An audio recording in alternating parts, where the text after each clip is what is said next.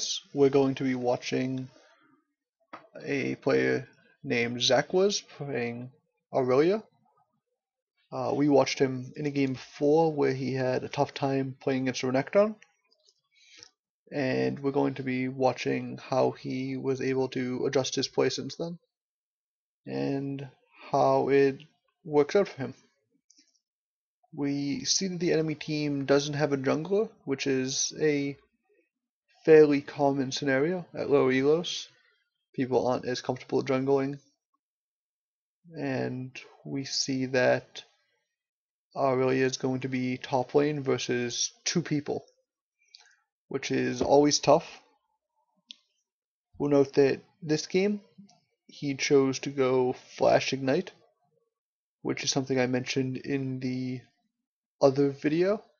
Interestingly, because it's a 1v2 lane, and he's probably going to be backing more than he usually would, teleport may have been helpful in this game, but the ignite will help him prevent dives. If the enemy tries to dive him, igniting somebody and stunning them on the tower is a great way to scare them off and possibly net a kill. And we'll notice that he started the regrowth pendant, which in this game is a fairly good option because he needs to be able to sustain against two people, and the boots aren't going to be as helpful because he's probably not going to be chasing the enemies down, and he's not going to need to run from a jungle gank. So see that here he's helping to watch his jungle.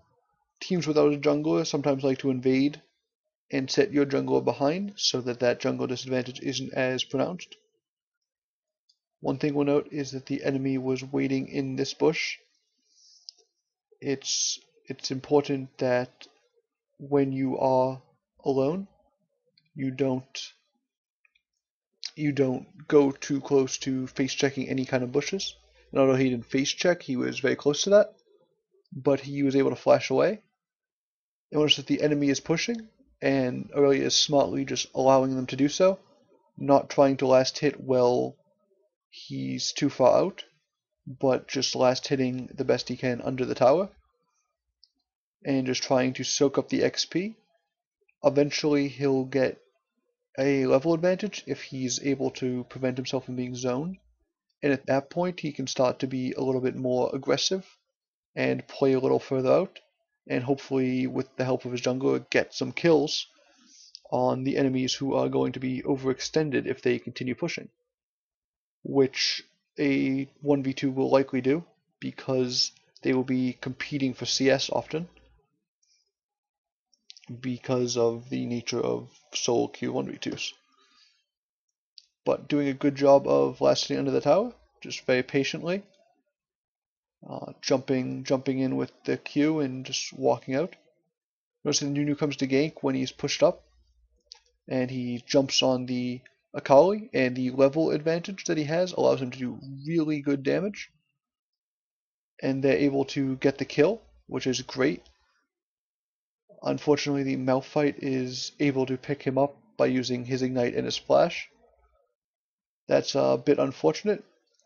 Nunu should be able to kill the Malphite because the Malphite is out of mana, and the Nunu is wearing double buff. Unfortunately, Irelia wasn't able to get the assist for that, but Irelia should at this point be able to finish the Philistone and grab boots, which will allow her to play a bit more aggressively because she can run away a bit easier if the enemy tries to slow her and chase her. And the Philistone will give her great passive gold, which will be important because she's getting zoned. And the sustain from it will be very helpful against the Akali and Malphite, who will try to harass with both of their Q abilities. Now Irelia, once again, is staying pretty far back. This is exactly the right thing to do. Not try to last hit in the middle of the creeps when the enemies can just 2v1 you. Unfortunately, Akali is at actually a higher level, or now the levels have evened up because this big creep wave is here, and Irelia hadn't hit the level from all this experience. Now just very calmly taking all the last hits under the tower.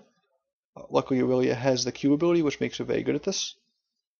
And since her creeps were a little bit damaged by the enemy creeps, the lane will continue to push, especially if the Akali and Malphite try to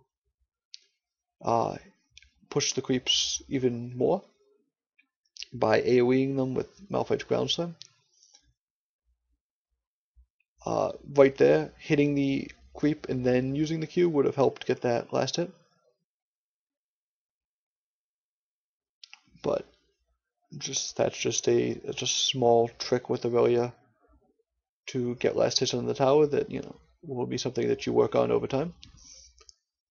And still just staying in XP range, not going in for the Q on those creeps is the right play, especially as they get closer to level 6, when their burst will be even higher, and Malphite will have access to that CC from his ultimate, and the very high burst damage from the Akali ultimates chasing you down.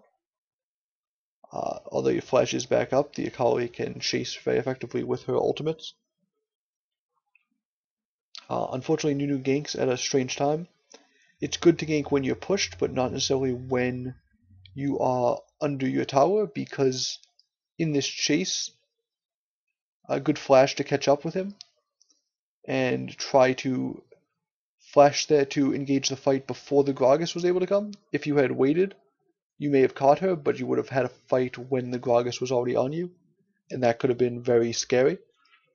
But you guys are able to pick up all these kills because you're mid responded as well. Just the thing I was saying about under your tower is that you unfortunately lose out on XP when you try to do a chase like that. And in that situation, it was good to chase.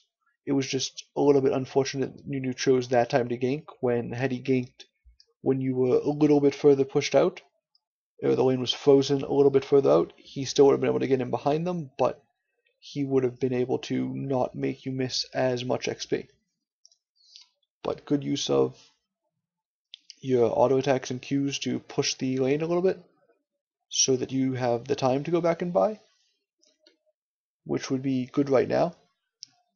Yeah, because the lane's pushed up and you're in a 2v1, and it's very dangerous for you to stay, and you are sitting on a good amount of gold after getting those couple of kills.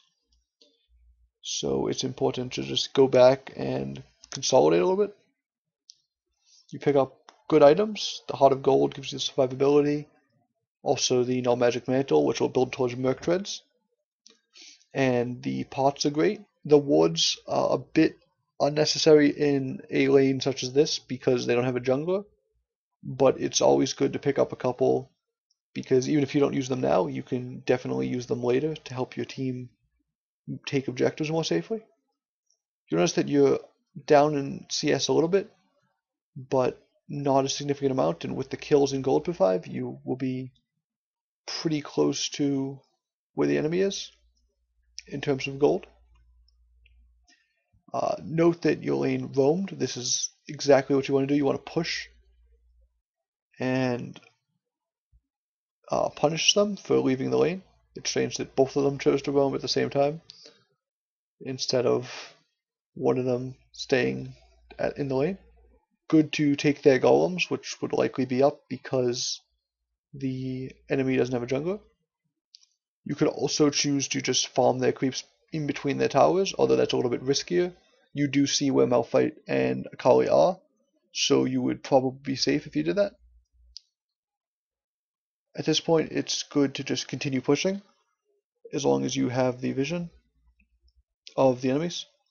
Using your ult here to push and going back and buy would probably be an excellent option, because you don't have vision of Malphite now, and you don't really want to be risking getting ganked at this point.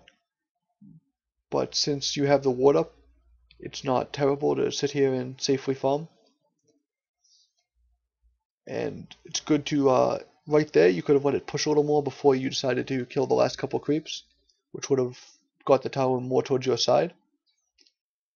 But if you want to push out, then what you did is exactly correct.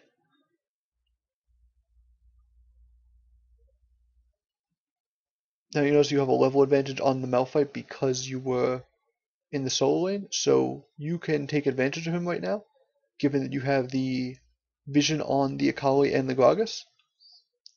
You want to be able to use your minimap not just to know when you need to play safe, but also when you can be aggressive, especially with because you chose to run Ignite this game. You have a lot more opportunities to go in for the kills. And Irelia can do a surprising amount of burst damage with her true damage and her Q that procs that, and also her equilibrium strike.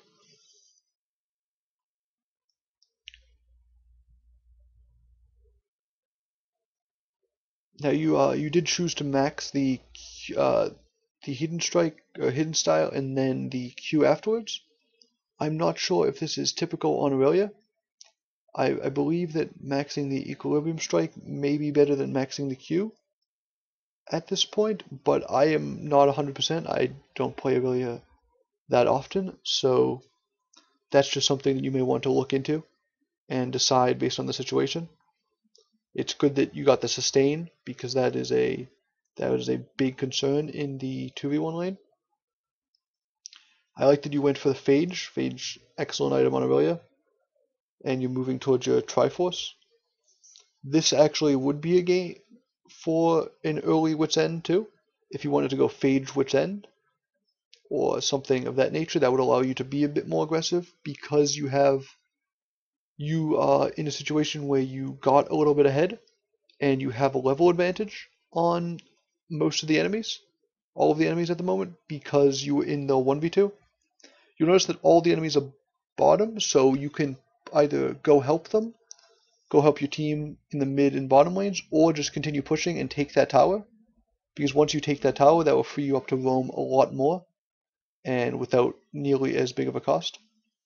But about the Wit's End, the enemy has a lot of magic damage, and you are a bit ahead, so you have an opportunity to be a great damaging bruiser. So it's certainly a choice. However, a Triforce will allow you to do many of the same things. So that's also an excellent choice. And getting the Phage is a great first item to give you that survivability and allow you to chase. Phage is great because it's a defensive item, but it also allows you to help snowball yourself. Because if you're stronger than the enemy, it allows you to slow them and get extended chases on them, which Irelia is very good at with her stun slash slow and also her dashes. So that is something that you want to think about. And right here, you'll see that between the Phage and the Nunu, you guys are able to stop him from moving almost completely. And then again with this Gragas, you're able to keep up with him even with his body slam ability.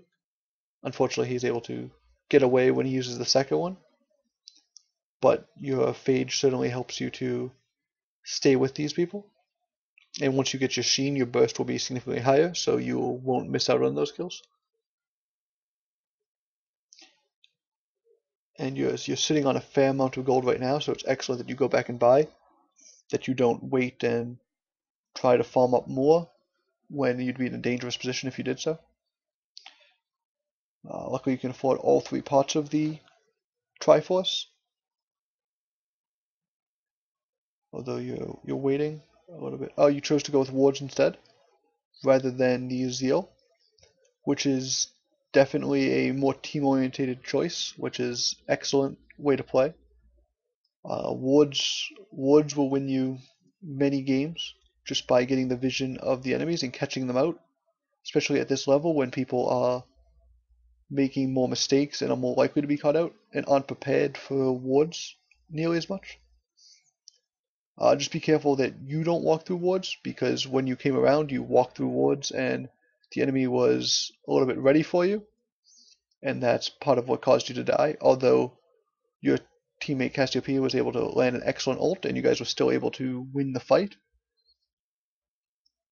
But just be cautious that if the enemy might have vision of you, not to walk into somewhere that's blind, because you may be walking into, when you're trying to ambush them, you may be walking into a counter ambush of sorts.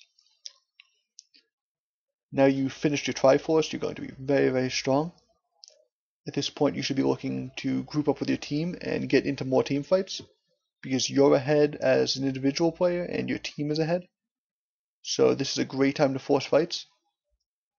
When you're behind, you want to try to stick and farm and play as passively as possible, and when you're ahead, you want to try to get together with your team and work towards objectives. There's a situation where I think you right-clicked on the enemy, and you lost vision, so your character stopped moving. If you instead move in between your attacks and right-click only when you're in range, you will follow them even if you lose vision or even if they are able to move away. But you guys are able to play a very good game. You managed the 2v1 really well, and you got out with a win, so congratulations. I'm glad you feel that you learned a couple things, and I'm glad to see you apply them effectively, and I hope that you continue to improve.